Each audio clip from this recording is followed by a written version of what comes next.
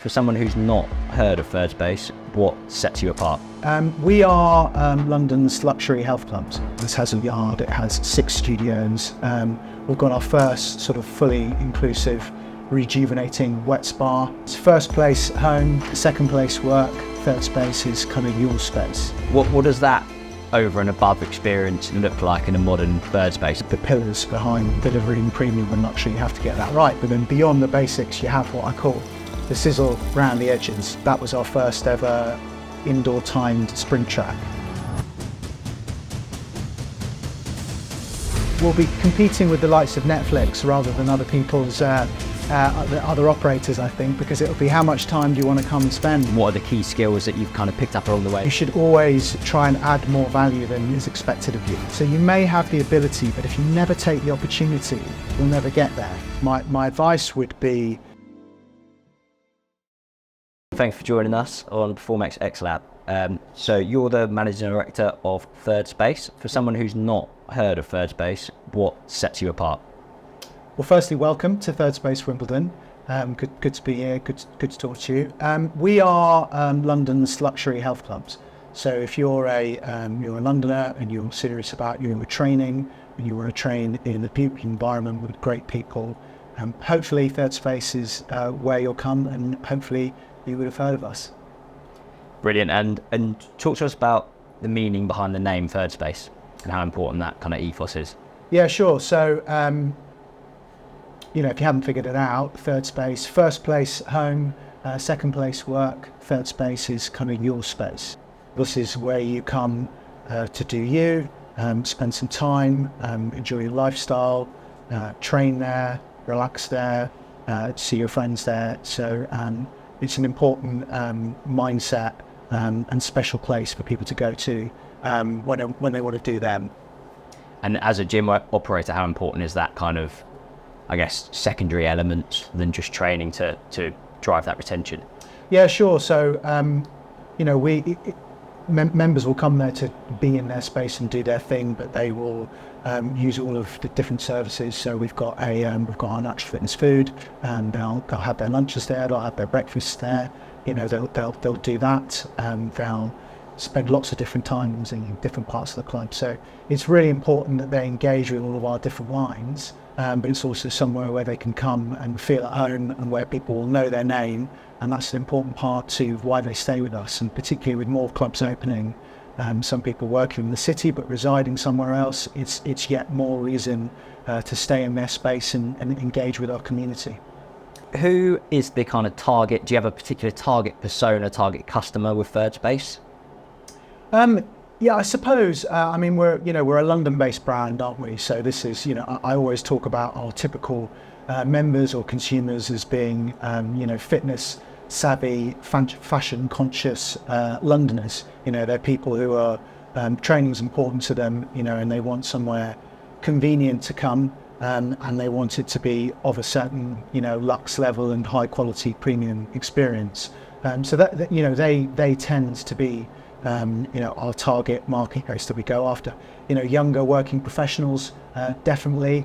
But I think now, I talk about us definitely being in an era of multi-generational fitness and wellness obsession.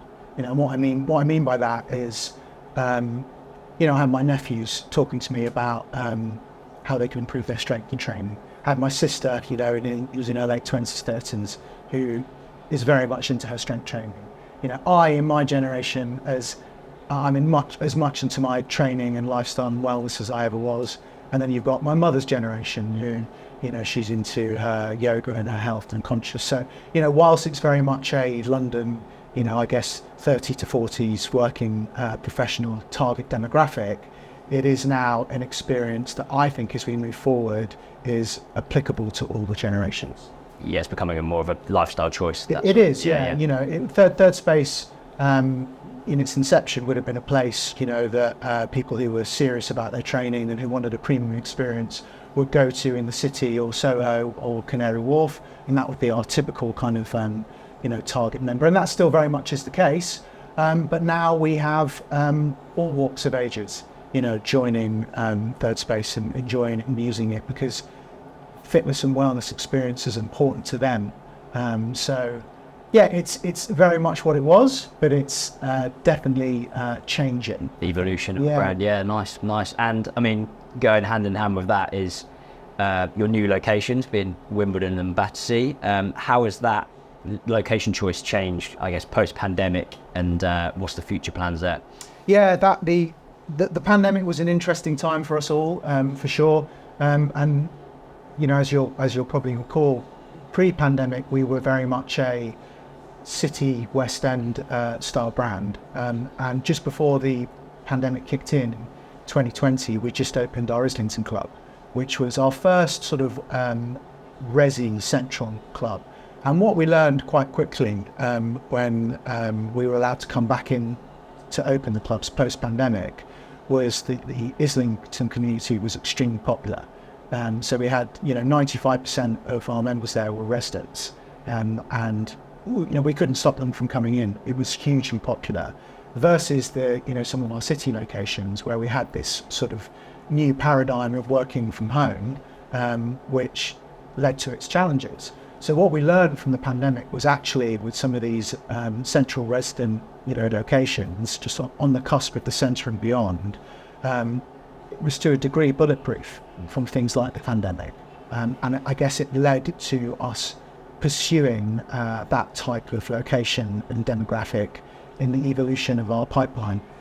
Hence some of the locations we sought to go after, such as your Wimbledons and your Batterseas and Platinums, and also some of the changing scenario of the retail markets and department stores having floors becoming vacant, led to opportunities for us in those areas to go in. So that's I guess that was the inception of the ever so slight pivot towards those sorts of demographics, whilst also watching a reasonably slow to start with, but now reasonably rapid return to success in the city. So yeah, that's part of the story.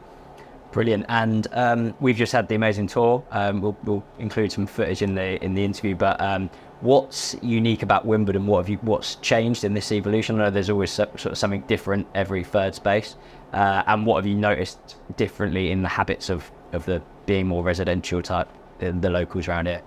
Yeah, I think the great thing about going slightly further out and coming to a fantastic community like Wimbledon and securing a 47,000 square foot space is we've had the opportunity to do third space, and it's full glory, with no compromising. So this has a yard, it has 6 studios, we've got our first sort of fully inclusive rejuvenating wet spa. That's a big new one for us, and it's a shift towards the very clear interest, I think, in recovery and rejuvenation and relaxation. So that's definitely been one of our big new things. We've also seen the necessity for members to have their own kind of private chill working space. So we've got our first kind of official members lounge with a private area. We had a smaller one in Islington, but we've got a bigger one and a more private one here. So that's something new. We were conscious of, obviously, this being a highly residential area. We would have, the need for lots of different communities and products. So we've purposely gone quite heavy on the mind and body offering. So we've got our first dedicated reformer studio, as well as our, signature hot yoga and regular mind and body. And we've seen some of the new innovations coming through mind body with our sound therapy classes, sound bath. We've also got our full yard up until now. That was a first for Canary Wharf. So it's very exciting to bring that product to Wimbledon. So those are some of the new things that we've done here. We've seen an evolution in our recovery products as well, and we're also starting to offer more and more medical services. So we have a medical part, and we'll talk a little bit later, I think, about kind of trends and where I think that's going. Yeah. Interestingly, with the type of members that we see coming through, when we opened the club on day one, I didn't see it looking that different from our typical third space members. Wimbledon is a fitness conscious area. They're into their fitness and wellness, and watching the members coming through on day one, they look very typically like our third space members. And actually the interesting thing, I think, is that many of these members have been coming into the sitting to visit your third space Soho, Tower Bridge, Canary Wharf. And so I think it's probably a delight for some of them to now have one, on their doorstep. But we obviously offer a club only or a group membership offer. So for every club that we open, that's out in the community, the group membership becomes more valuable and powerful to them, I think. Brilliant. And doing a bit of digging into yourself, and I read an article that you did when you were running the Reebok Club. Yeah, going back a bit now. Yeah. And you talked about this you were excited about kind of bringing this extra sizzle to the members and the luxuries, and at the time it was this locker you could sort of leave your clothes in and get them washed for you. What does that over and above experience look like in a modern third space? You've shown us some of the cool features, kind of the extras you get here, but what are those kind of very latest things in that world? Yeah, sure. I think interesting you picked up on that one. I mean, I talk about, with my team, brilliant basics, and getting the brilliant basics right for a premium offering is the pillars behind delivering premium and luxury. You have to get that right, but then beyond the basics, you have what I call the sizzle around the edges. So I think in reference to that, some examples of that, if we go back to our Moorgate Open, that was our first ever indoor timed sprint track. That was our first ever bespoke recovery lounge where you could go in and there's a number of different recovery products you can engage with. We have chilled scented experience towels for after classes. I showed you the new app driven locker whereby you can use an app to see what lockers are available and free, so you don't have the faff of trying to hunt one down. You can also lock it via the app. So that would be another typical example. We're doing things like fresh juices and samples, after certain classes. So all of these things are going the extra mile and adding the little reference points. I think one of your colleagues picked up on our resistance equipment. We've got screens that count the reps. So these are all the little detail points that are hopefully going to go and just sizzle that experience. Add that extra value. That's right. Yeah. And around that same sort of time, you talked about you were really looking to drive up the number of members who had, the percentage of members that took personal training on. So you took on a PT director from New York. Obviously, There was a few steps ahead of us.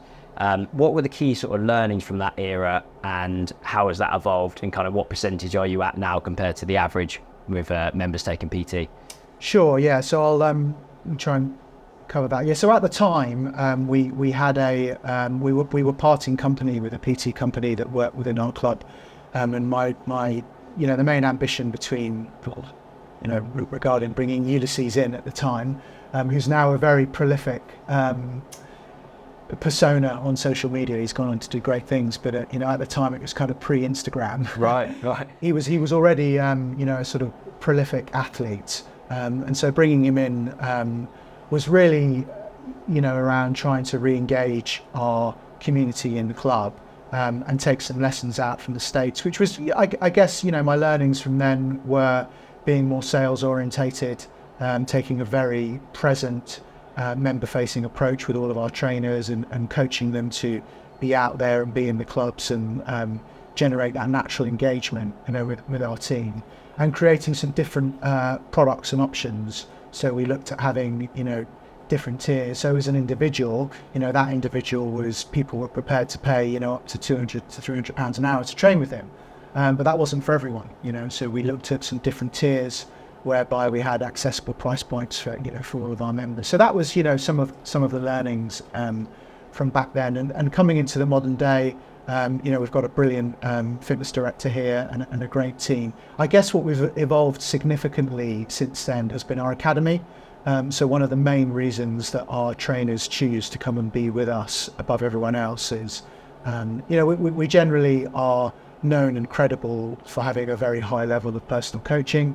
And that's underpinned by a very structured academy led by our head of education.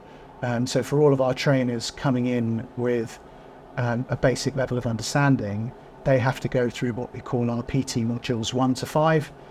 So different, over a 2-year journey, they'll come in as a trainer, they'll do a certain amount of business, and at the same time, they'll undergo training and education that we partner with multiple different people to help them get on their journey. And over time, they can then graduate to becoming what we call an elite trainer, which takes them up a tier. And beyond that, they can then become part of the education team, which for many coaches is that's where they want to be. They want to be seen as the the leading educators and the driving and upholding of standards and personal coaching. And that's very much been the focus for the past 3 or 4 years, which has led us to move our penetration to 10% and beyond. Nice. Some of our clubs we are getting towards 15%.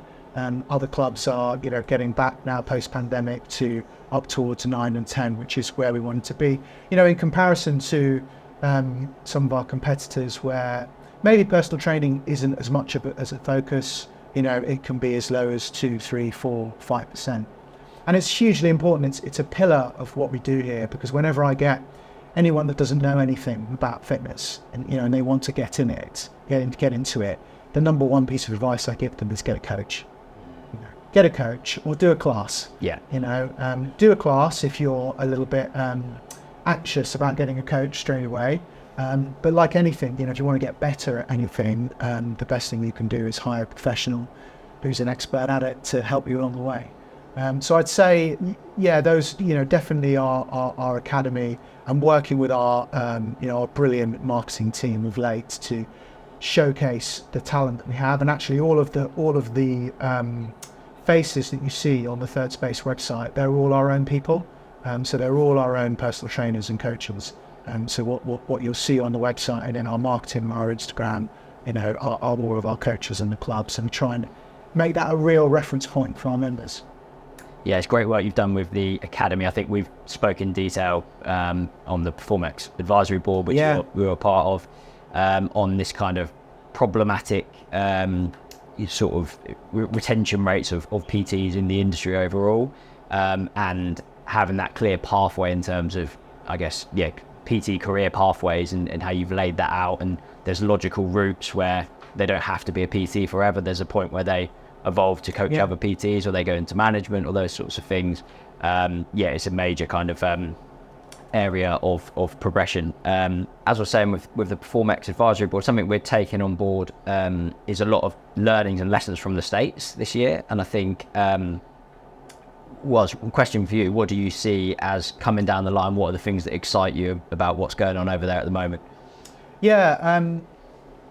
It's interesting. The States has always been and will always be a brilliant reference point. I actually think that the UK is much closer to them, if not in some parts, ahead on trend. But I think certainly we've completed some, my team have completed some recent research trips, and the recovery angle there is going big. There are recovery clubs opening, life biohacking, regeneration, sleep, stress monitoring, oxygen tanks, and everything in between. Those are some of the big trends that are coming out of the States. And for sure, artificial intelligence and all of those things, for sure, we're starting to see some of those products come out of there. So it's about what learnings we can take and reasonably implement into the UK, because the States,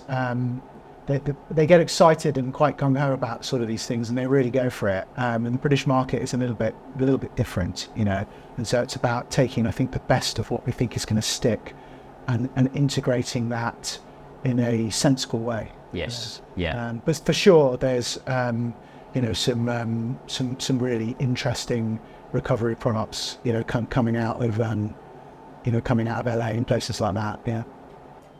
Brilliant. And something we've talked about a lot in terms of, again, with the PerformX planning is the role health clubs have to play in that wider continuum, and not just being prescribing movement. And how how does Third Space deliver that? We've talked in quite a bit of detail around kind of some of your more mental health side and some of the really popular classes that are sort of filling out, like the 3-hour class on a Sunday you were saying. Yeah, which is crazy, but what does that picture look like? Yeah, I think it was all, the mind, body, mental health offering was always going to become more popular.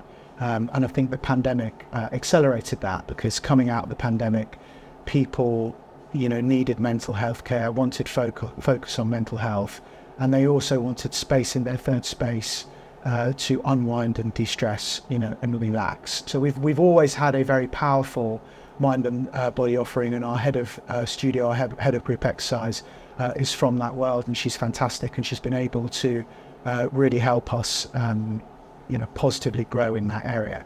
And what we've seen is huge attendances, as always, in yoga and mind and body, but some new products. Wimbledon sees our first Reformer Pilates launch, which has been hugely popular. So again, mobility, stretching, core strength. These are softer, more in demand areas.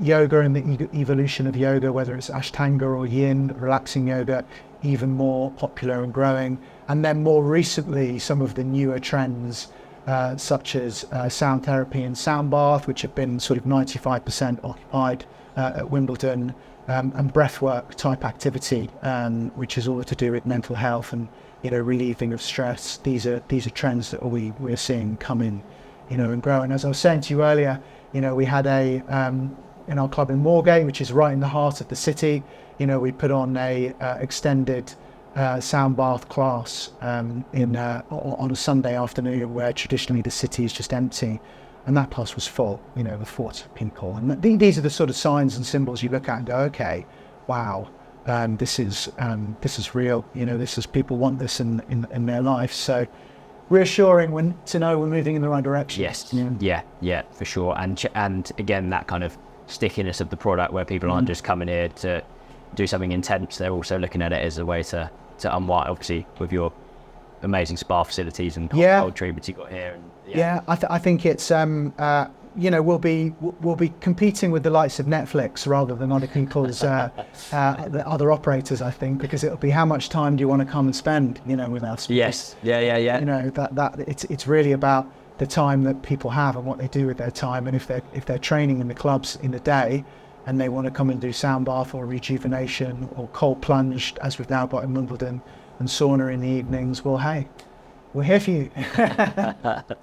And then moving into just a few questions about yourself. I think it's really interesting for our audience to see that progression, because obviously you started as a practitioner yourself and progressed into managing director of London's leading luxury health clubs.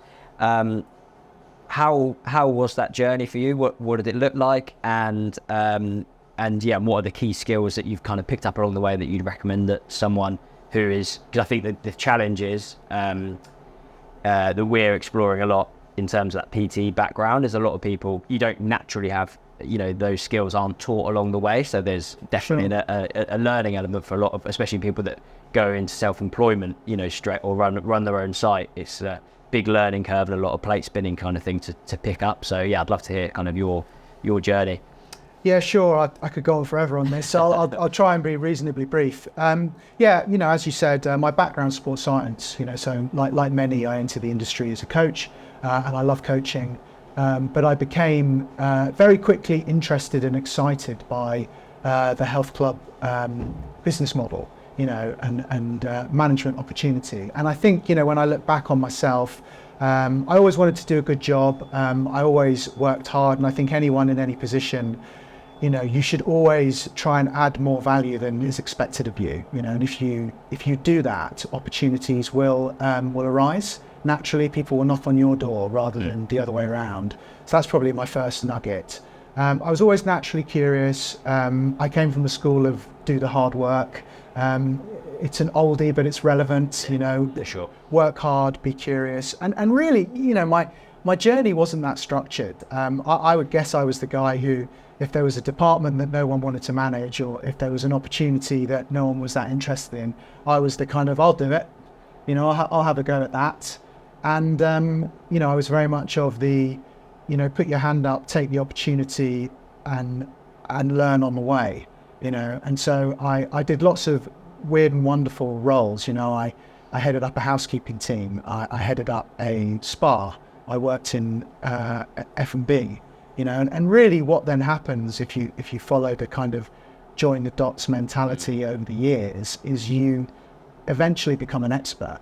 Yeah. And an expert is just a beginner that's done things 10,000 more times, than anyone else. Yeah. So a lot of these things were, a natural evolution to me. But don't get me wrong, there was a sprinkle of luck in there. I had some great mentors, and I worked with some, great people. But that was really how I ended up being, where I am today. And I think with all said and done, I was always and still are a fitness enthusiast. Yeah. I love fitness and I love to train. And so that combined, I think, with a natural appetite to want to work and add value. And I think in your career, I always talk about opportunity and ability. So you may have the ability, but if you never take the opportunity, you'll never get there. Likewise, you might have the opportunity, but if you don't add value and work hard, you won't have the ability, and therefore you won't move forward. So, to answer the final part of your question, what would be my advice? My advice would be always add value, always do more than is expected of you. Work hard. If there's an opportunity, naturally as humans, we are designed, it's primal in us to walk away from risk. So my number one things I talk to my team about is if it scares you, do it. Yeah. So there's an opportunity that scares you, do it. Because you can learn on the way. And the difference between people, I think, who go on to be successful in however they define being successful, are the people who weren't scared to be embarrassed about being bad at something for a little while, because that's all that's going to happen. You're just not going to be that good at it for a while until you do it more and more and more.